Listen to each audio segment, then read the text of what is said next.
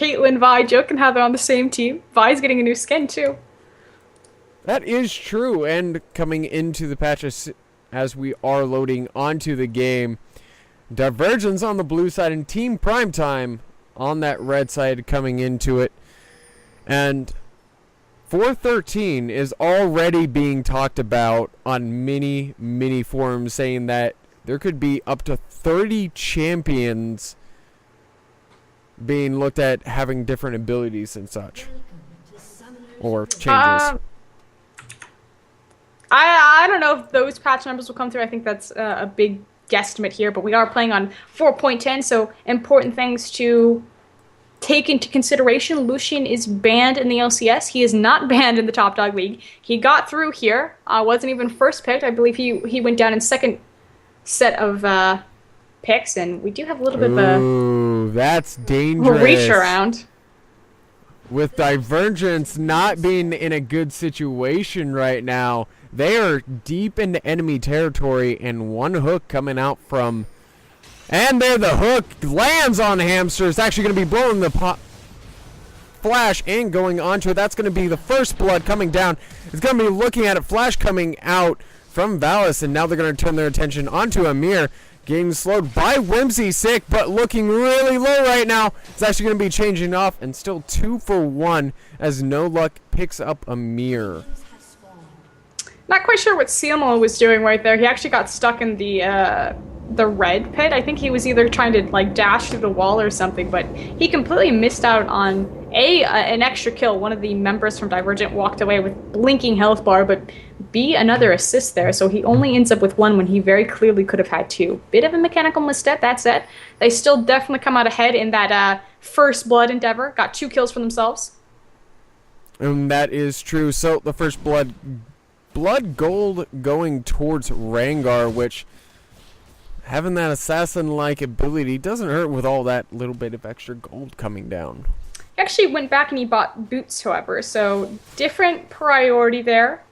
Going for a bit of a faster jungle speed as far as, you know, maneuvering around the jungle as opposed to picking up another piece of his machete jungle item. One thing I'm going to mention for the middle lane is just the power of No Luck coming down against Blacks. Just that harass. Ziggs Lulu is probably the most common lane. I mean, obviously, it's kind of fallen out of favor just because other champions have risen up, but before kind of the rise or the re-rise of the Assassins, we saw, you know, Lulu Ziggs every single game. It can go both ways. I'm going to give it to Lulu early, simply because she has superior early bully potential.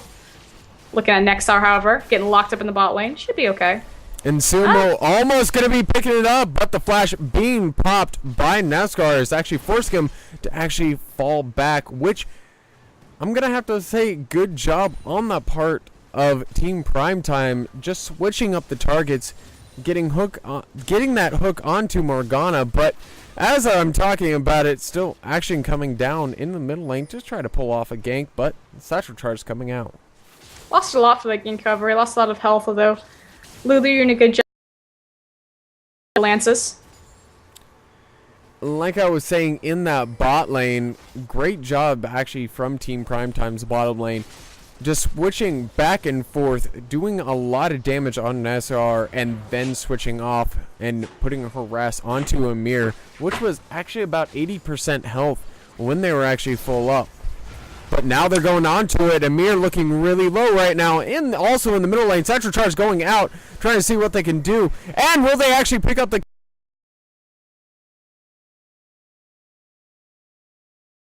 to get out of the way of Vi? Everyone, this is why we use A-click. But hold on a second, because Vi in a bit of a sticky situation. There she goes. Just gonna vault break over the wall. Okay, so what happened there is Vi was around the corner and she tried to click, but she misclicked and canceled her auto attack as it was mid-animation. If she had used A-click as soon as Lulu wandered around that corner with literally negative HP, she would have picked up that kill. And that is true. I do believe that Lulu is at around 20 HP. Some ridiculously low amount. It was just a really unfortunate mechanical blunder. So for that, 5 minutes almost into the game, and we still have not seen yet another kill. I suspect we're going to probably see one in the coming next couple minutes. There's definitely a lot of really important flashes down. Mid lane's flashes down. See if how well that's going to time with Vi getting her ultimate, of course, still level 4. Obviously, the bot lane lost a couple of key summoners with the aggression down there. We'll see if they can make any use or continue to apply the pressure. Obviously, PrimeT1me doing a good job making sure that the wave is actually consistently pushed on Morgana and Caitlyn, which, frankly, really shouldn't happen.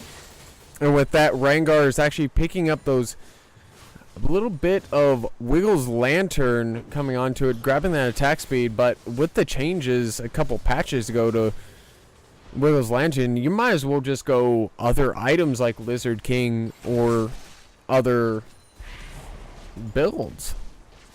It doesn't have any battle stats on it anymore. We'll see if he continues to push it out into a flare, because obviously he just has the Madreds. I've seen some junglers get a Madreds, and then they'll completely go a different direction with their items, not necessarily even a jungle item. But, you know, still a little early to call on it. If he does go the flare, it synergizes decently well with Rengar, just because he's not so gank-centric as other junglers are, like Vi. Typically, he's very self-reliant on his ultimate, so typically, you know, you'll get level 6 as Rengar, you'll gank a lane, then you'll go back to farm your flare until your ult is back up. And with that, Ignite going down in the bottom lane, Nezar looking really low right now, as one auto attack is actually going to be able to pick it up. Now see if they can actually pick up yet another kill. Double shot coming down, and that is a double kill coming down for Silmo. And this is why you ban Lucian. Complete control over that lane. They have the wave push with them. They have control of the minion wave. Obviously, they got the summoners. They were able to apply the pressure and punish the fact that those summoners were down. So good job and nice read from PrimeT1me. But frankly, that champion should not have been allowed to even bypass first pick or pick and ban phase, and they're getting punished for it.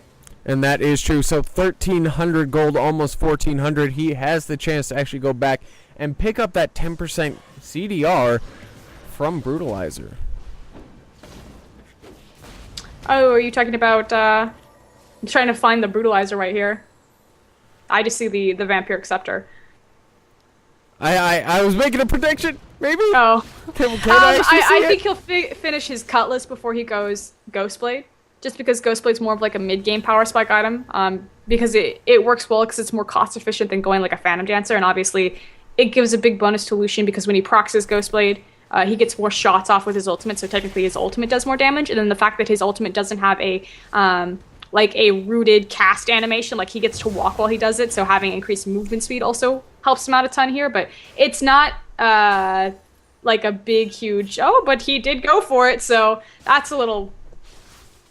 You're right. You called it. Well, I mean, if he wants the CDR, but typically Cutlass has just more battle stats on it. It's not like he's facing down any armor in that lane. Like, typically the reason why or Brutalizer comes out when it does in that is because you're starting to group up team fight, like the big dragon fight's coming down. You might be facing the top laner who, you know, has some armor or something like that.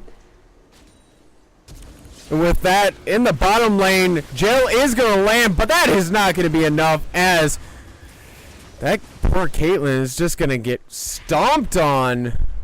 And that's going to be... Who'd that kill go to? I believe it was Lucian or Rengar? It was not Lucian. I believe it was Rengar because he is now 2-0. Gotcha.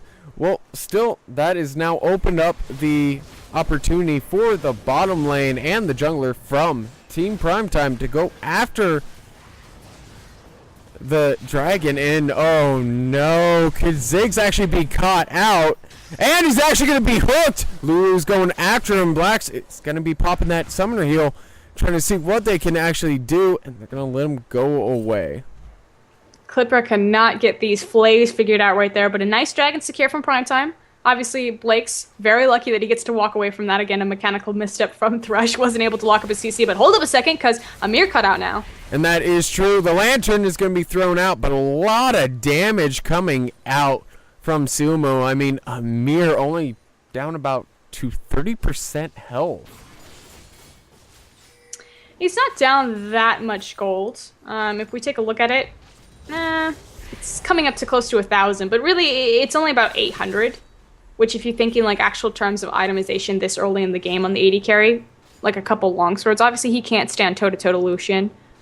just because A, it's Lucian, and B, he is out-itemized, but he could be in a worse situation. He's technically going to outscale Lucian. Caitlyn has one of the highest attack speed scalings in the game. It's any AD carry.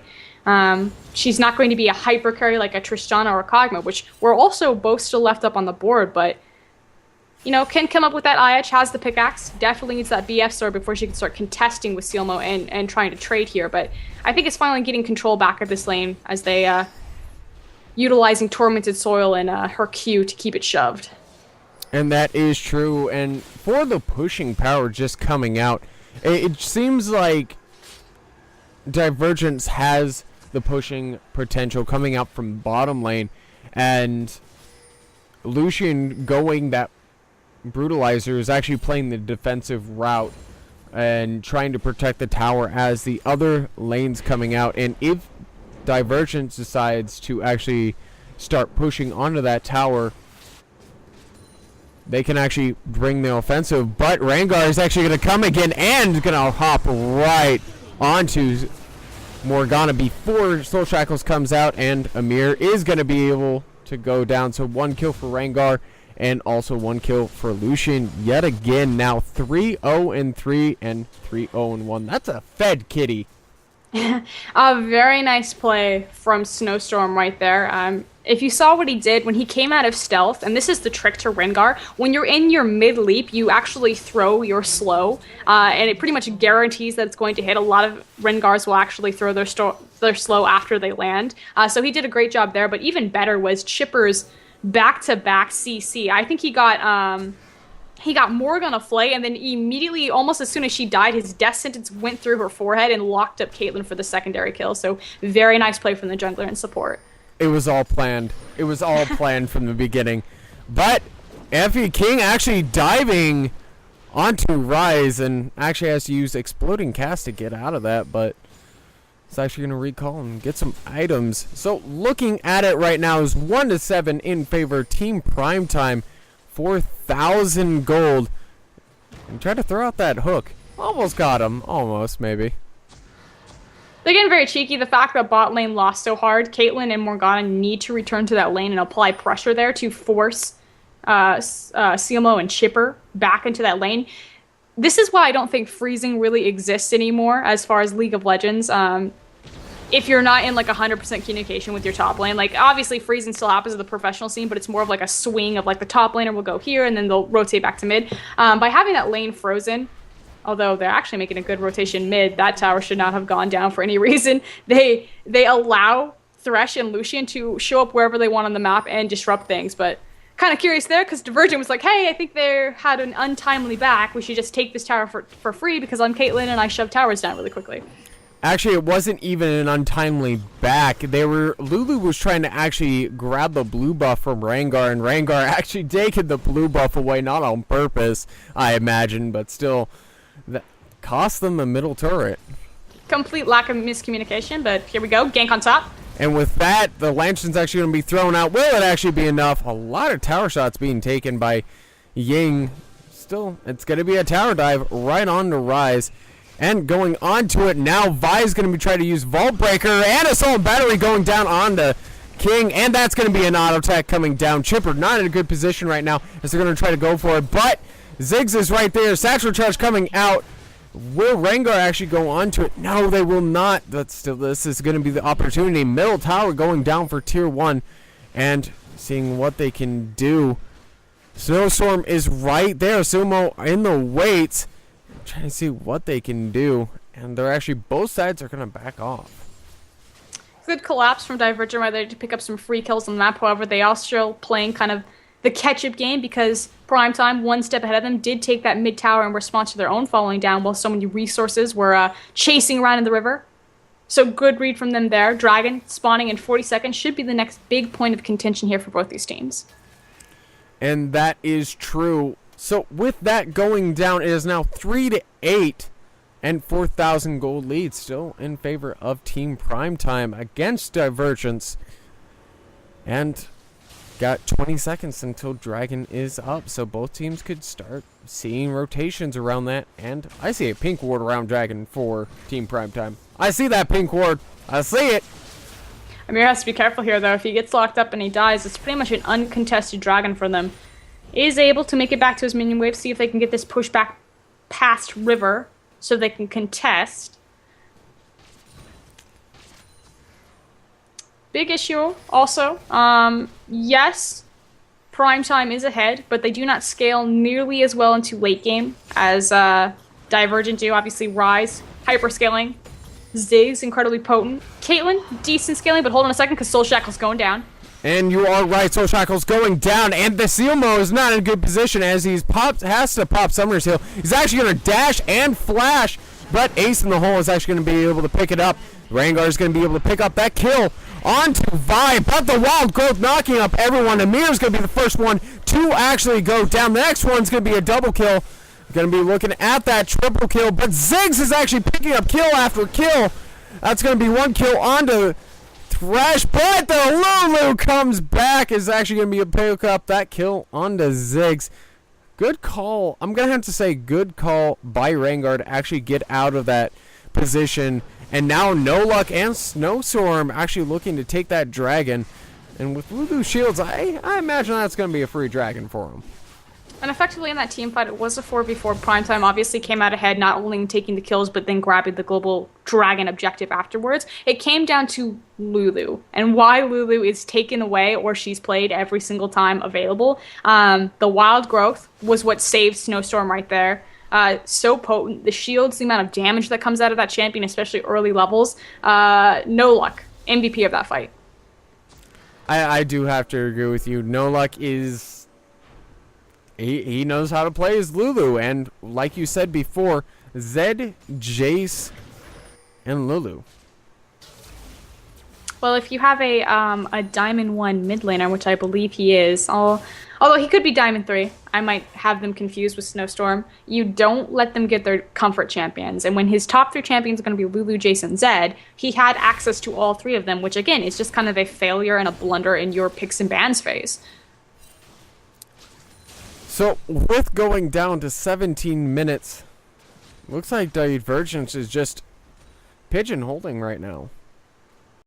They need to stall out, and they do have superior wave clear to do that, so they're not in real danger yet, although hold up, because gank in the top lane. And Baxter's trying to get away. He's actually going to use his cast, and Baxter's actually going to get hopped right onto his floated cast, actually knock back Ziggs, so he can't actually get away with Satchel Charge. And this is going to be the Baron going down onto it. So 4-man Baron, going to be no vision onto it, so they know they're not doing it. Lucian holding down the fort in that bottom lane. And it's going to be a free Baron. The mistake is how he used his escape, and what I'm talking about is the satchel. Same concept with Flash. You don't use your gap closer or your escape just to move distance. He effectively just used his satchel to get farther away from Gragas, although he still got hit by the skill shots. You use it to climb over an objective. He had his satchel to go over that wall, that Baron would not have happened. So misuse of the cooldown right there, and a fantastic counter from PrimeTime. But that's the power of a fed Rengar at 18 minutes. They're able to put so much damage on a Baron. And with that, I'm going to have to say, the more I look at Rengar and Lucian, besides, and all looking at it, we're talking, exploding that cast a little bit too early. Still, Morgana, Amir, and also Vi in that bottom lane could looking to get something. But Rengar is coming in, and he's looking for the kill, and he gets it. With that, now going to be turning their attention over to Morgana, going to be landing that binding and seeing what they can do. Sumo, 1 shot, 2 shot, and there goes 20% of your health. Pressure and push is now on. Has to be very careful having a Lucian alone in a lane. He's able to burn through those towers very effectively with his passive. And with that, the stun coming out from Gragas and going down, just trying to see what they can do right now. The box coming out from Chipper, actually the flash coming out, and Assault and Battery coming down. That's going to be 1 kill, but still 1 for 1 coming out. Lucian picking up that kill onto Vi. And Snowstorm getting hooked up from that kill. From getting hooked up from Rise could almost cost him his life. They playing a little bit with fire there, chasing to the jungle against a Rengar. Obviously, he'd have more bushes available to him now, utilizing the Baron region, trying to transfer this push from bottom into that mid lane. Doesn't look like they're going to get anything. Again, we talk about the anti-siege potential that Divergence has if they get in position to protect themselves from the towers, which they did, so they didn't lose too much there, only lost the Vi. Very curious about the trade of the jungler for the support. It didn't really amount to much. So far, this Baron, yes, it's picked them up, I think, 2 kills and maybe 1 global objective, but they haven't, really broken this game wide open quite yet. And that is true. Still at 20 minutes, so the slash surrender is up and available, but I highly doubt any of these teams are going to be using it anytime soon. Both teams really want those points coming into this league. And with that, Chipper getting locked up by that binding. Doesn't want to give away... Vi doesn't want to give away her position, so he's just going to back off, seeing what they can do. But the push is warded, so I really don't think they're going to get anywhere with them knowing their position. So, going back and forth, still sieging on that tier 2 middle tower. They're trying to consolidate their strength with the Baron and turn it into something. That said, again, trying to siege into a Ziggs with blue buff. I feel like they need to play the map game. If they get picked, though, however, and by they, I mean Divergent, if they get picked, it's pretty much rip inhib, I knew you well, or at least inhib tower. So they have to be very careful as they start playing further and deeper into this river. And with that, Thresh is actually going to be caught out right now. But still trying to see what they can do. Hook comes out, and there comes the Wild Growth coming in. Teleport coming down from the Divergence. But it is going to be a little bit too late. No luck, though. It's not going to happen. That's going to be 3 down so far for Divergence against nothing. So 3 now going down for Team PrimeTime. The bright side there is that Ziggs is still alive, and that's who who needs to be alive to keep their tower safe. They should lose 1 here, but they won't lose an inhibitor simply because he's alive. That said, there was no reason for Divergent to be that far forward. They knew that it was a Baron up team. They knew that they didn't have vision control of their map. They effectively said, hey, I know that there's a Baron out there and this team was already farther ahead of us and stronger. Let's fight not on tower. Let's fight 2 feet off of it and see what happens. And with that, they found out what happened, but still, Chipper is going to be throwing out that hook. Misses, but they're still going to go onto it. And Snowstorm, being that fed kitty that he is, unkilled so far, is going to pick up that rat. Tom and Jerry.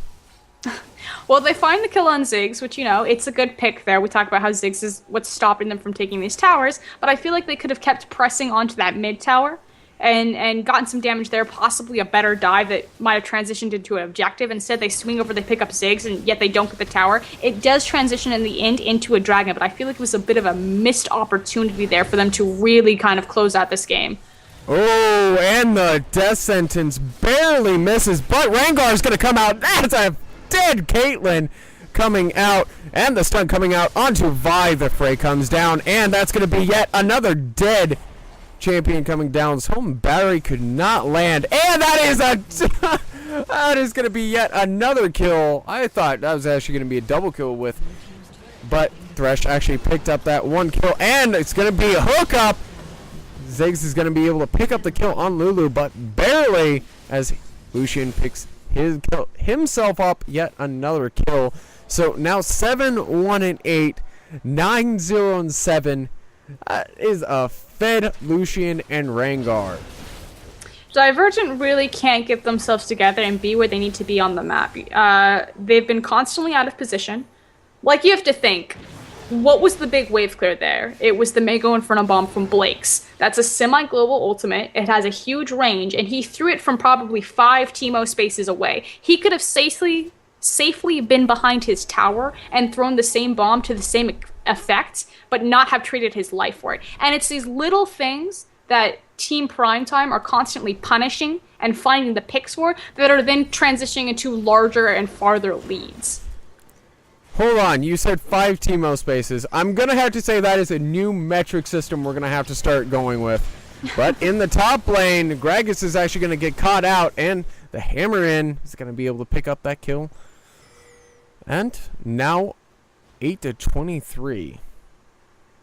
They finally found a pick. which good for them. Does it mean anything? Not necessarily. But at this point, the #1 priority, although hold on, because speaking of pick, good Oh night, sweet prince. no! And the flash and 90 caliber net. It's not gonna do much. Ghost Blade. Boom. What? He was dodging the trap.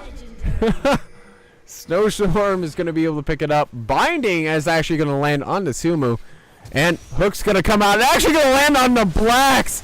And with that, is gonna interrupt Wild Growth going down. Salt and Battery onto Sumu. That is gonna be a shutdown though.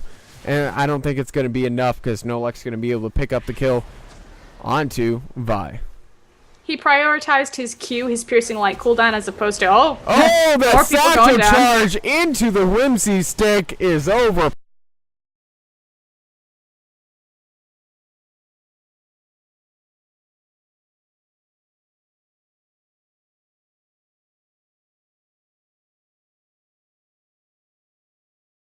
Prioritized his piercing light cooldown as opposed to his relentless pursuit cooldown. If he had immediately used his E as opposed to his Q, he wouldn't have gone down there. He effectively stood in 3 of Vi's auto attacks, one too many times, so they lose their E to carry, which means that they lose a lot of their tower shredding potential, although Rengar is still with them. But Baron is back up, so if they immediately try to go for... Oh, but they walked past a pink ward, so difference here is Divergent knows that this is happening this time. And with that, I don't think it's going to be making much of a difference unless they can actually steal. I apologize, that was funny, but still going on to advise, try to come in, try to break up the steal, but that is not going to happen. And neither will the Mega Infernal Bomb happen either, but still, Baron going down for Team Primetime, and I think this is going to be final game going down. Yes, I definitely think that this is going to be game, set, and match. Divergent do have a best of 3 ahead of them, though, so it's not the end of the road for them here. If they lose this match, have some time to think things through as the Culling, destroys Morgana. And Rengar jumps in, and now the Hammerhand going down is not going to be much. Kragus with the exploding cast. You know what? I'm just going to throw that cask up in the air, see what happens, and he picks up a kill. BM teleport. I do know if a minion is taking tower damage and you pop teleport on them, yes they do. My silver elo knowledge has expanded by that one little fact. But other than that, the inhibitor tower finally going down at 27-21, and the Soul Shackles actually is going to land on both Thresh and Rengar. Will it actually be enough? No, it will not. But Amir still looking really low. And the hook does go down onto Amir. Still going down to it. Snowstorm's like, you know what, bro? I'm still coming after you. Punches Caitlyn right in the face. And it's going to be a shutdown onto the Fed Kitty, though. PrimeTime could have ended this game, but I'm not quite sure why Ying decided to BM his teleport and then go back. He should have been there with his team for the 5v5. Had he had his teleport available, the game possibly could have ended at this point. We do have a DC from Snowstorm coming in, however. But it doesn't matter as the calling does go down, and they're still playing. Gragas, though, is going to end up being killed by Zig because of too many tower shots, so now they're all backing off. Don't know if they're going to... Team Primetime's gonna... There we go. The reconnection is out, and the pause does go down. I think we saw that coming, but the resume is back on. Team Primetime, 20,000 gold ahead at 28 minutes in. It is their game to lose here. And with that, Nexar is going to be the one to go down. Sumo still on that rampage. Thresh looking pretty dead right now. They're playing solo queue mentality. They're effectively high-fiving each other as they run into all 5 members and attempt to 1v5. Oh no. Vandalist is going to get caught out though. Wild Growth getting popped up. It is not going to be enough. Sumo popping Vi before Salt and Battery can go down. And Dragon is up. So will Lucian and Lulu actually go after the Dragon? Apparently not. Gonna ward it though. What they need to do is just group up and utilize A, their Baron, and B, their power. There's no reason for them to be throwing this game effectively. You could say they're not throwing, they're so far ahead, they're just having fun, but... Ah, pop goes the weasel. But effectively, they are just throwing. That I'm gonna have to agree. Some points you can have fun, and other points you just gotta finish. It won't hurt them. I'm not by any means saying that there's no way that they're not going to win the game right now. Again, they are very monumentally ahead. But if they were going to lose, this is the start of it. That is true. So now they're gonna be looking at that second inhibitor, trying to go for it, and I don't think it's gonna really matter. They're still just kind of throwing out jails and Qs.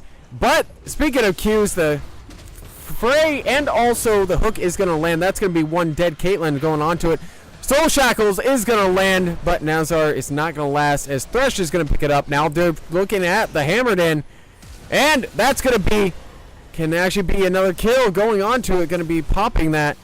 And CMO coming in. That's going to be one kill going down by looking for that. Soul Battery, though. Wild Growth is going to save Lucian's life. And this is going to be game 1 for Team PrimeTime.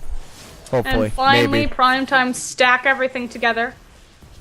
Get it all going. Have their 5v5. Get their cylinders and in the game.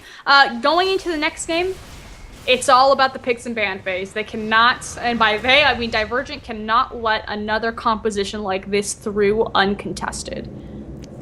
And that is true. I mean, 13-1 and 14 Rengar, 13-2 and 13 Lucian. That was very scary and kind of similar builds, looking at both Ghostblade and kind of cooldown reduction a little bit.